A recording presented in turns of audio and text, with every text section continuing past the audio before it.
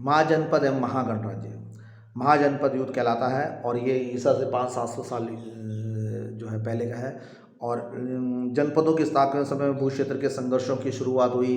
जैसे हम आदिकाल में देखें तो कबीलाई पद्धति हुई, सरदार हुआ, फिर विभिन्न कबीलाएं उसमें जोड़े, फिर ग्राम बना, ग्राम से विश्व बना, विश्व से जिला बना, जिला से जो है प्रांत बने, प्रांत से जनपद बने, जनपद से महाजनपद बने। और धीरे धीरे धीरे भारत की राजनीतिक स्थिति बढ़ती गई, साम्राज्यवाद की स्थिति बढ़ती गई, राजा के पद और राजा के मंत्रिमंडल का वैभव, उसके गरिमा में विस्तार होता गया। और उत्तर वैदिक काल के राजनीतिक जीवन में एक महत्वपूर्ण परिवर्तन भी हमको देखने को मिलता है जब वहाँ जनपद शब्द सामने आता है।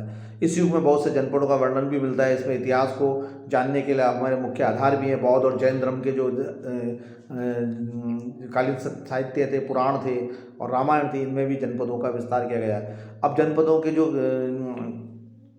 भूभाग की जैसे जैसे एक जनपद दूसरे जनपद में विलीन होता गया, एक जो दोनों में से शक्तिशाली था उसका नामकरण आगे चला और अब अधिक शक्ति संपन्न और अधिक जो वैभव युक्त था या भौगोलिक दृष्टि से बड़ा था उसका नाम चलने लगा। और धीरे धीरे इन जनपद जब आपस में समावेश हुए तो ये महाजनपदों में परिवर्तन हो गए। और स्वयं बौद्ध के समय में कई अपने जो है ना मूल साम्राज्य या मूल वंश का नाम या मूल भाग्य का नाम खोकर इस समय हो गए थे। उपलब्ध प्रमाणों के आधार पर महाजनपदों का 28 शताब्दी से 6वीं शताब्दी तक माना जाता है। 16 महाजनपद हमारे सामने बहुत इंपॉर्टेंट है।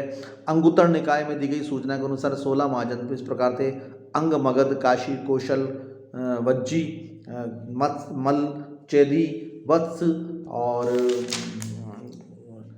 कुश, पांचाल, मत्स्य, शूरसेन और अतक्ष, अवंती, गंधार और कंबोज। तो अब मैं आपको इम्पोर्टेंट की दृष्टि से जो विभिन्न है उस पर बता जाता है कि गंधार जो हमारे उत्तरी पश्चिम थे, जिसमें हम महाकाव्य काल में पढ़ते हैं, गंधार जो था वो तक्षशिला इसकी राजधानी थी और वो एक बहुत बड़ा विश्व केंद्र था। और जब हम देखते हैं कि राजा शकुनी जो थे दुर्योधन के मामा, वो वहीं से थे।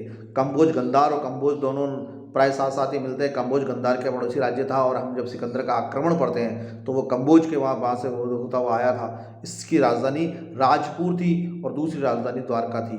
तो ये भी एक हमको मिलता है जो नीचे दक्षिणी गुजरात के तरफ से जाती है। अवंती ये मालवा के क्षेत्र में स्थित थी। इसकी राजधानी जो है उज्जैनी नगर, उज्जैन जो वर्तमान में थी ये थी और बहुत अधिक संपन्न था। और हम ये देखते हैं कि मौर्य साम्राज्य में अवंती का गवर्नर भी बनाया गया था अशोक कोवियोरिया। और अश्मक ये दक्षिण में जो गोदावरी नदी है जो वर्तमान में आंध्रा का और उसका है वहाँ के पूरे, और इसका जो पटेल थी राजधानी इसकी पौटनिया कही जाती थी। शूरसेन थी एक साम्राज्य शूरसेन था। इसके अंतर्गत राजा जो मथुरा और ग्वालियर और ये जो एरिया आगरा का, भरतपुर का, ये जो अभी क्षेत्र आता है, भरतपुर से ऊपर मत्स्य के ऊपर अला, ये शूरसेन का था। और मत्स्य जो था वो भरतपुर, अलवर, धौलपुर के नीचे की तरफ जो राजस्थान की तरफ जाता है। मत्स्य की राजधानी विराटनगर थी जिसमें हमको पता है कि पांडव आके महाभारत के साथ ठहरे थे। और शूरसेन की राजधानी मथुरा थी। पांचाल, जहाँ की पांचाल जनपद थे और पांचाली थी ना जहाँ की द्रौपदी वहाँ का, और बदायूं बरेली के समीप थे ये ऊपर जो मध्य उत्तर प्रदेश है वर्तमान में, यहाँ का भाग था। पांचाल देश के 2 भागों में विभाग था, उत्तरी पांचाल जिसकी राजधानी अहिंचिन थी और दक्षिण पांचाली जिसकी राजधानी कापिल्य थी। कुरु राज्य दिल्ली के और मेरठ के आसपास का जो अभी क्षेत्र है, अभी जो वर्तमान में गाजियाबाद का इलाका लेती है, जहाँ एनसीआर या नोएडा डेवलपमेंट है उस जगह पर जो है कुरु दिल्ली के नगर प्रसिद्ध गाँव थी। हस्तिनापुर इस राज्य की राजधानी थी और महाभारत काल का हस्तिनापुर यही था।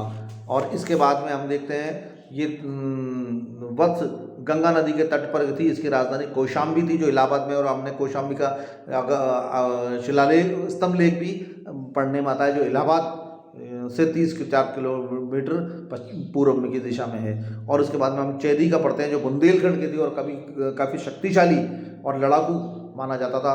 इसमें उसका कहा था मल जो थे वो मल राज्य भी गणतंत्र था। वज्य जनपद था। इस मल में 2 शाखाएं उपलब्ध थी, कुशीनारा और दूसरी शाखाएं थी। वज्जी जो थी वह गणतंत्र संघ था। ये 8 राज्यों का गणतंत्र था जिसकी राजधानी जो थी मिथिला थी और लिच्छियों की राजधानी वैशाली थी और क्षत्रियों की राजधानी कुंडग्राम थी। ये सारे आधुनिक राज्य में स्थित थे।